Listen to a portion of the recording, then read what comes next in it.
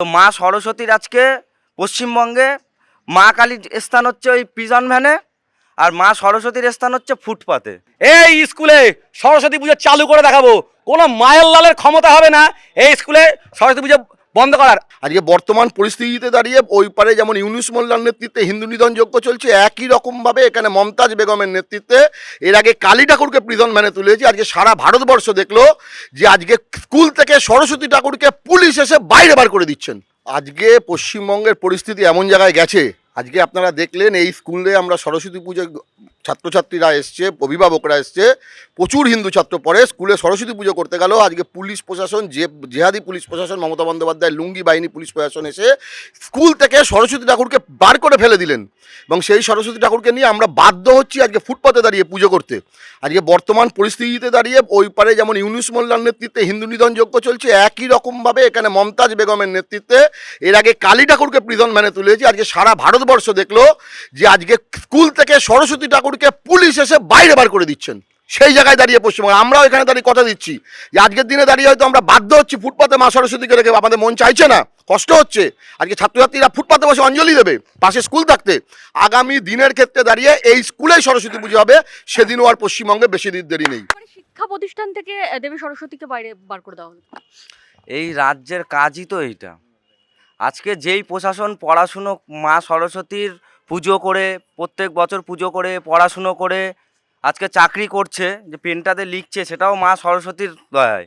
আজকে সেই মা সরস্বতীকে সেই পুলিশ প্রশাসন, কতটা লজ্জাজনক বিষয়, সেই পুলিশ প্রশাসন এই স্কুলের ভেতরে ঠাকুর ঢোকাতে দিল না, ঠাকুরটা স্কুলের ভেতর থেকে বের করে ফুটপাতে বের করে দিল, বলছে ফুটপাতে পুজো হোক। তো মা সরস্বতীর আজকে পশ্চিমবঙ্গে মা কালীর স্থান হচ্ছে ওই পিজন ভ্যানে, আর মা সরস্বতীর স্থান হচ্ছে ফুটপাতে। তো আজকে এখানে যে বাচ্চারা ছিল, ছোট ছোট বাচ্চারা তো আর স্কুলে প্রোটেস্ট করতে পারবে না, তো সেই বিষয়ে এসেছিলাম, বাচ্চারাও এসেছিল। তো আজকে পশ্চিমবঙ্গের যেই পরিস্থিতি খুবই ভয়াবহ এবং খারাপ।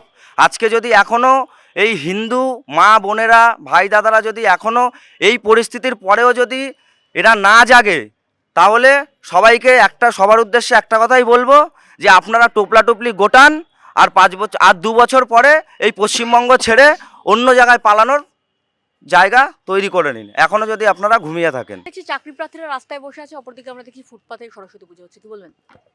আমি সত্যি কথা বলতে তমশ্রী আজ কথা বলার মতো অবস্থা নেই, কারণ আমি মানসিকভাবে খুব আঘাত পেয়েছি। এইটা হচ্ছে স্কুল, তার থেকে বড় করে এটা মা সরস্বতীর মন্দির। রাস্তায় রাস্তায় শিব মন্দির দেখেন, হনুমান মন্দির দেখেন, শনি মন্দির দেখেন, সব দেবতার মন্দির দেখেন, কিন্তু মা সরস্বতীর মন্দির কিন্তু দেখেন না। মা সরস্বতীর মন্দির হচ্ছে স্কুল, কলেজ, বিদ্যালয়। দুঃখের কথা, আজ মা সরস্বতীর পুজো তার মন্দিরে না হয়ে দেখেন রাস্তায় ফুটপাতে হচ্ছে। কত বড় লজ্জা! এ হচ্ছে মোগল শাসন চলছে মানে পশ্চিমবঙ্গে, আর ময়নাহাটে মানে ঔরঙ্গজেবের আইন চলছে, মোগল শাসন চলছে। আমি বলে রাখি, এই এলাকায় সম্পূর্ণ টিএমসির মদতে এই পুজো বন্ধ করা হয়েছে।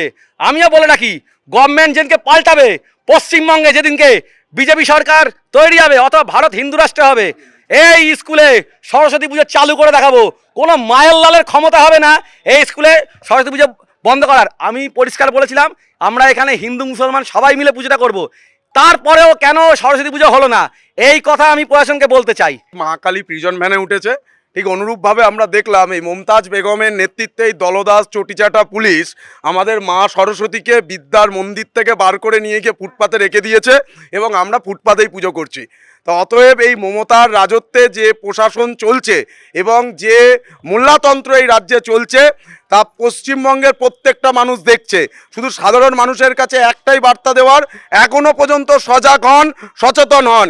যদি সজাগ না হন, আজও যদি সনাতনীরা, হিন্দুরা ঘুমিয়ে থাকে, তাহলে পশ্চিমবঙ্গ আগামী দিনে পশ্চিম বাংলাদেশ হয়ে যাবে, আর বেশি দিনের অপেক্ষা নেই। আর পুলিশ প্রশাসনকে একটা কথাই বলবো যে যতদিন মমতাজ বেগম এ রাজ্যে আছে আপনারা এই ধরনের কার্যকলাপ করুন, কিন্তু যদি মমতাজ বেগমের পরিবর্তে কোনো এক যোগী আদিত্যনাথের সরকার এখানে প্রতিষ্ঠিত হয়, তাহলে আপনাদের যারা যারা এই কাজের সাথে যুক্ত থাকছেন, নাম লিপিবদ্ধ থাকছে, আপনাদেরকে কিন্তু সুন্দরবনের বাগপাড়া দিতে আমরা পাঠাবো।